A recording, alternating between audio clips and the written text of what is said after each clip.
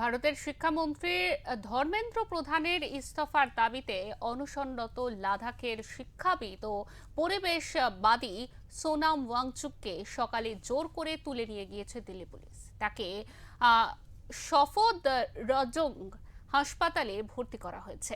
আজ শনিবার ছিল তার অনশনের 21তম দিন।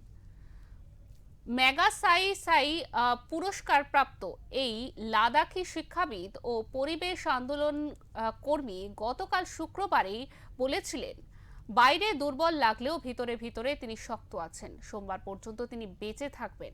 তার আগেই দিল্লি পুলিশ যন্তর মন্তরে ধর্নাস্থল থেকে তাকে জবরদস্তি তুলে নিয়ে যায়। पुलिस वाले फोर्स कर रहे हैं पे ये पुलिस वाले फोर्स कर रहे हैं हाथापाई हो रहा है हाथापाई हो रहा है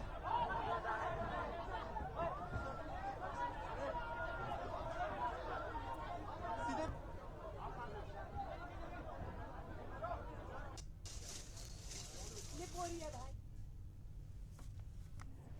আমাদের সঙ্গে ইতিমধ্যে টেলিফোন লাইনে রয়েছেন আমাদের প্রতিনিধি অর্ঘ্য পাত্র। অর্ঘ্য, এই যে সোনাম ওয়াংচুককে আজ আমরা জানতে পারছি সকালবেলা একেবারে পুলিশ তাকে সেখান থেকে যে ধর্নাস্থল অর্থাৎ যন্তর মন্তর সেখান থেকে একেবারে তুলে নিয়ে যায় হাসপাতাল, এখন কি পরিস্থিতি রয়েছে?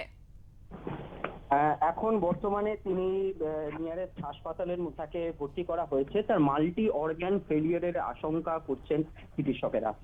কারণ তিনি টানা 20 দিন অনশন করার ফলে তার 9 থেকে 10 ওজন কমে গিয়েছে এবং কেবলমাত্র জলের ওপরে তিনি ভরসা করে তিনি বেঁচে ছিলেন।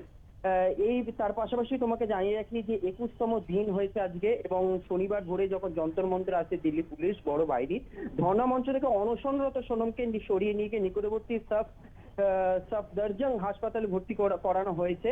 তার মাল্টি অর্গান ফেলিয়ারের আশঙ্কা করা হচ্ছে, কিন্তু বর্তমানে তার অবস্থা স্থিতিশীল রয়েছে বলে জানা গিয়েছে। শিল্পা, একদমই, অনেক ধন্যবাদ তোমাকে অর্ঘ্য।